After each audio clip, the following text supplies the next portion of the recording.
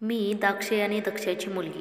त्या जन्मात शंकराशी विवाह केला खरा, पण माझ्या पित्याने माझ्या पतीचा अपमान केल्यामुळे मी यज्ञकुंडात उडी घेतली आणि स्वतःला संपवले.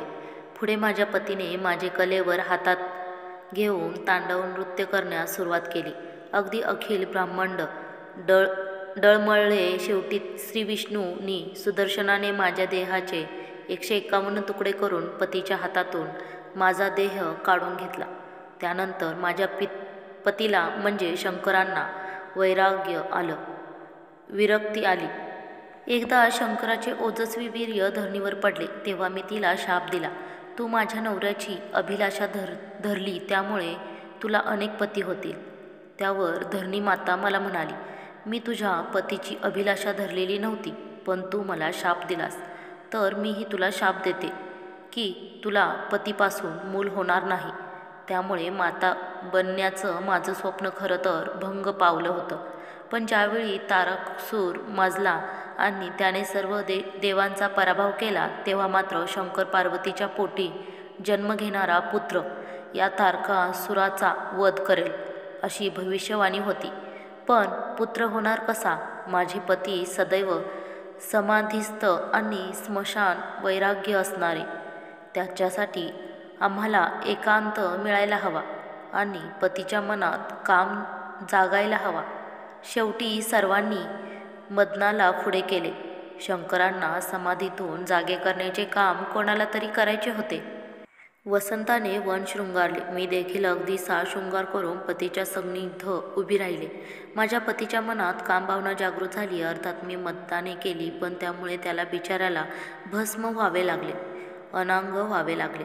त्याचवेळी माझे पती शंकर आणि मी एकांती असताना अग्निभिक्षा मागण्यासाठी आला.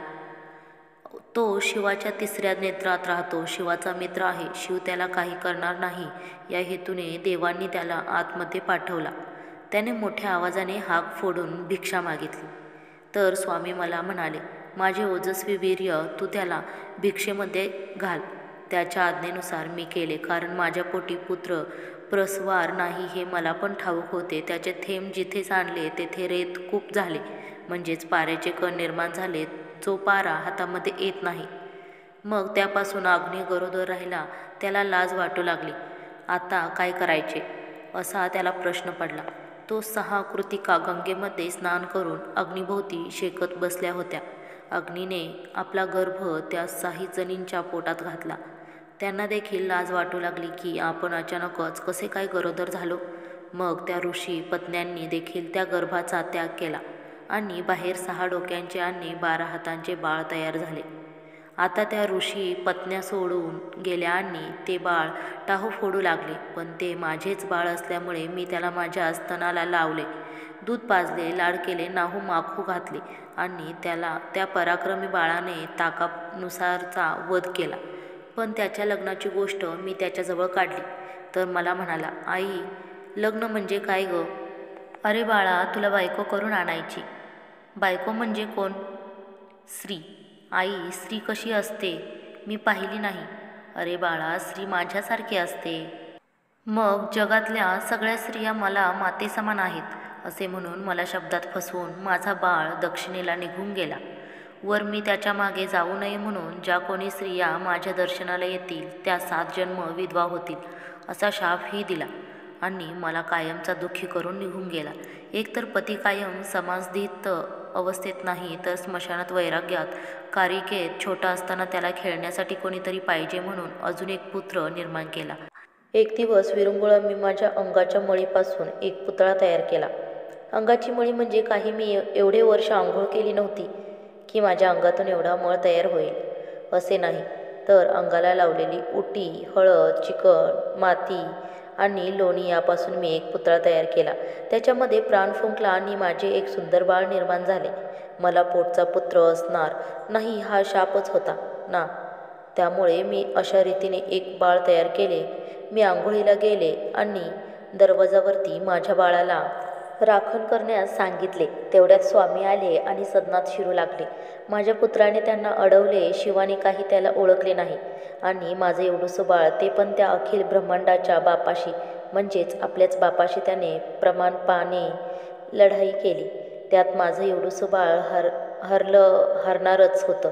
त्याला कुठे माहीत शंकराचा महापराक्रम. शंकराने रागाने त्याचा शिरच्छेद केला आणि बाहेरचा कालवा गडबड ऐकून मी बाहेर आले. पाहतेच तर शिर नसणारे माझं बाळ लढाईच्या पवित्रात उभं होतं. मला तर अगदी भोवळ आली. सरळ ब्रह्मांड आठवलं आणि प्रेमाने मी टाहो फोडला. स्वामी, हे काय केलं?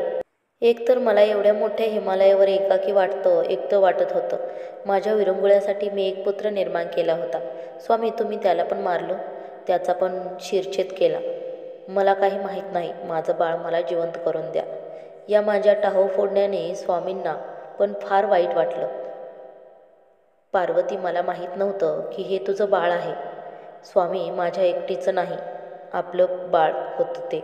हो, माझ्या हातनं चुकून त्याचा शिरच्छेद झाला, पण त्याला मी जिवंत करतो.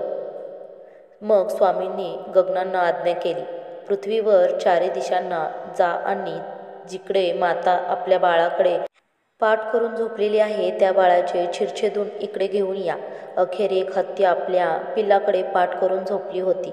त्याचं शिर आणून माझ्या गजाननाला लावलं.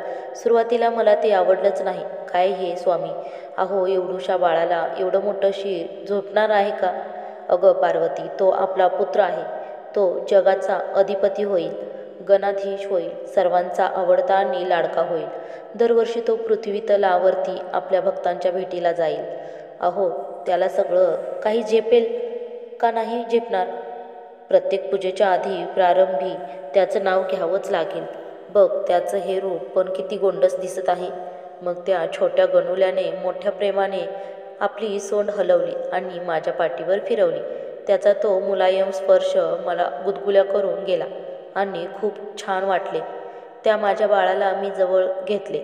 माझ्या गणूच्या बुद्धिमत्तेचा एक प्रसंग सांगतोय. एकदा माझ्या 2 बाळांमध्ये आम्ही गंमत म्हणून स्पर्धा लावली. सगळ्यात आधी जो पृथ्वी दक्षिणा करून येईल त्याला श्रेष्ठ म्हणून मान मिळेल.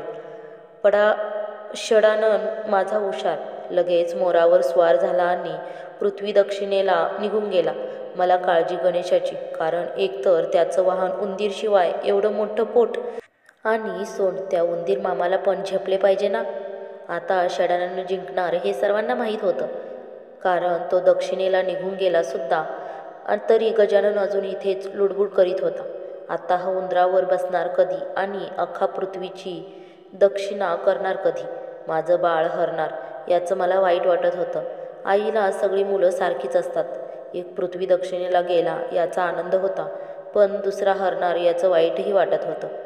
गणेशाने काय केले, आम्हा दोघांना उभे केले आणि आमच्या भोवती 3 प्रदक्षिणा मारल्या. म्हणाला, तुम्हीच माझे जग आहात. माता पिता यांच्यामध्ये साऱ्या पृथ्वीचा सौख्य आहे. झाली माझी पृथ्वी प्रदक्षिणा पूर्ण. एकच काय, 3 झाल्या. माझ्या बाळाने बुद्धीच्या तुर्याने षडनाला हरवले आणि तो श्रेष्ठ झाला, म्हणून अग्र पूजेचा मान त्याला दिला जातो. असं माझं ते गणुलं बाळ तुमच्या भेटीला पाठवत आहे. अहो, तो ऐकतच नाही. 10 दिवस त्याला खाली पृथ्वीवर तुमच्या भेटीला यायचं असतं, म्हणजे आजोळी मामाकडे त्याला जायचं असतं. तुम्ही कसे 10 दिवस सुट्टीला मामाकडे जात होता, तसंच तो पण येतो. असाही तो कायम तुमच्याकडेच असतो म्हणा. काळजी घ्या त्याची. त्याला मोदक लाडू फार आवडतात, म्हणून मी नेहमी तयार करून देते. त्याच्यासाठी ठेवतेच तयार करून. अहो, त्याला ना फार भूक लागते बरं. अहो, एवढी ब्रह्मांड त्याच्या पोटात मावतात, भूक नाही का लागणार? एवढं मोठं पोट त्याचं. आता 2 दिवसात माझं गणू बाळ येईलच पृथ्वीवरती. त्याची काळजी घ्या, नाही तर त्याच्या पाठोपाठ मी येणारच आहे. लक्षात आहे ना? चला तर मग लागा तयारीला. आम्ही येतो आहोत तुमच्या भेटीला. मित्रांनो, ही कथा तुम्हाला कशी वाटली कमेंट करून कळवा आणि आपल्या चॅनलला लाईक, शेअर आणि सबस्क्राईब करायला विसरू नका. धन्यवाद.